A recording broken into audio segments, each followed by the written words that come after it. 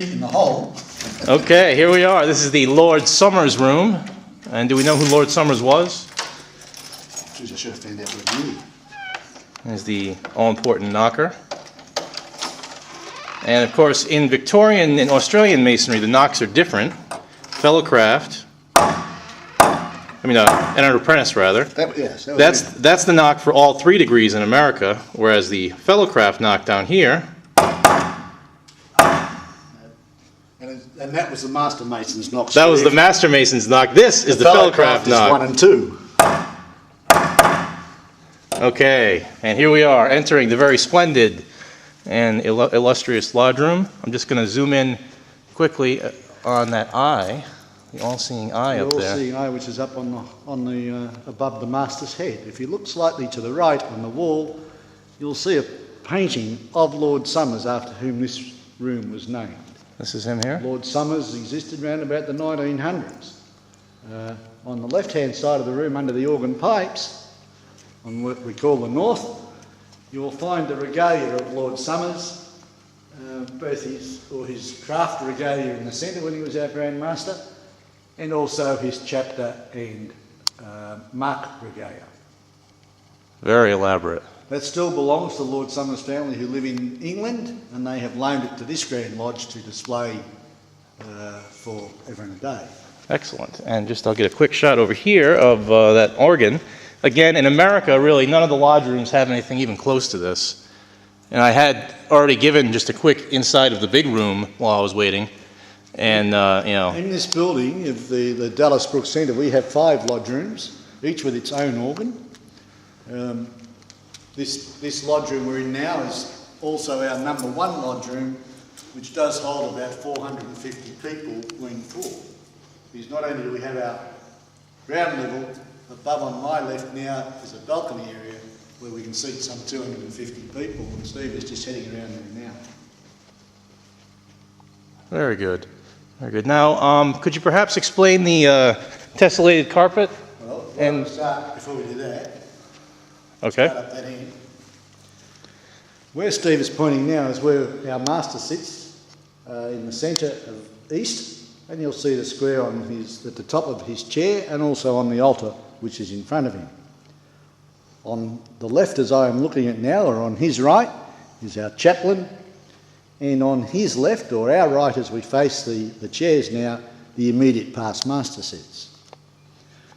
And unlike in America, in the East as well, we have these other bleachers for the visiting masters. Visiting masters are on the right of the sit on the right of the worshipful master, and past masters sit to his left.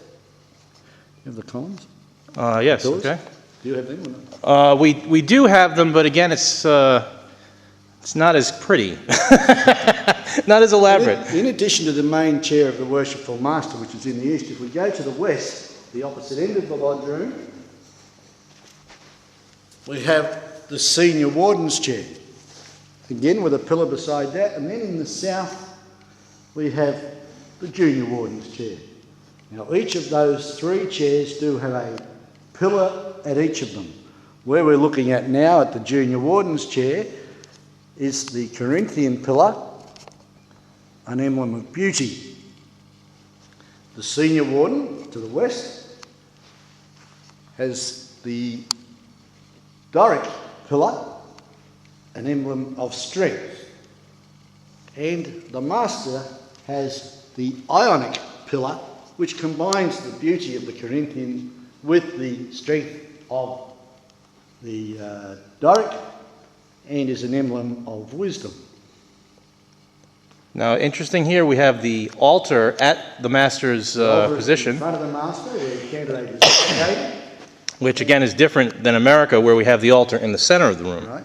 And just on the right-hand side of the altar is a stand, and you can probably see the number 1 on the front of that. But if I open it up, you will see the working tools of the 1st degree, the 24-inch gauge, the chisel, and the gavel. Okay, can we do the other 2 sets of tools, please? The 2nd degree tools, the square, the level, and the plumb rule. And then the 3rd degree tools that have the pencil, the skirt, and the compasses. Excellent.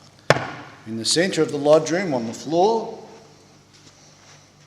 we have our pavement, which you can see is in black and white squares with the blazing star in the middle. And the black and white squares indicate?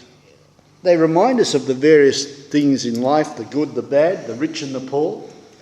And of course, from the old draftsmen in the early days with their sandpit, that used to draw the work in each of those little squares during the day. In Australia, we treat that flooring as being holy ground and try not to walk on it, although there are occasions when we do.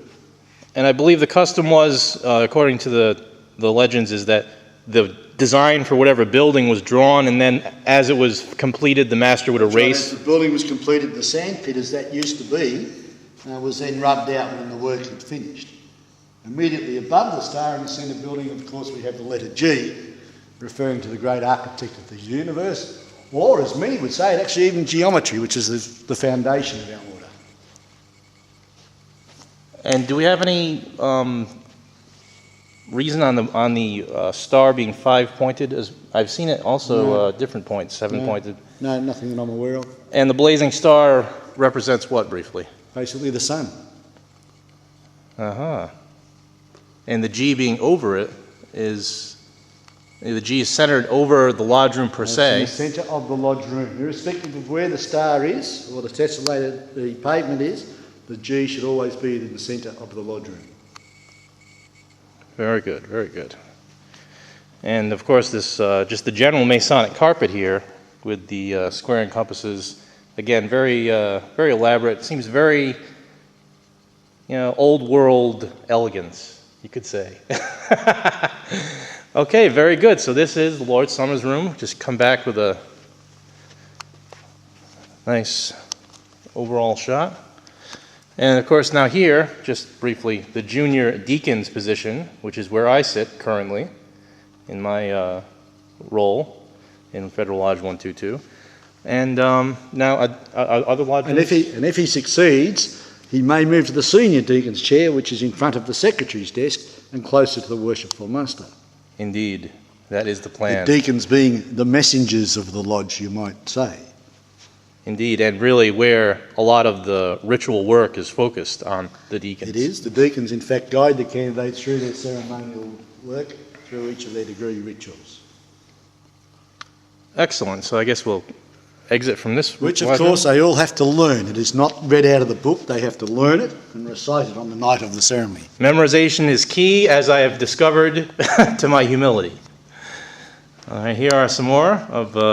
Steve is now taking photos of a couple of recent past Grand Masters. The first one in the military uniform to the left was Major General Frank Polk, who was our Grand Master in about 1991-93. And on his right, Worship Brother Carl Stewart, who was the Grand Master in 1999-2001. And over here? Don't trust me too, mate. We're now looking at Most Worshipful Brother, the late Lindsay Williams, who was the Grand Master, became Grand Master actually in our centenary year of 1989. Excellent. Give me that one.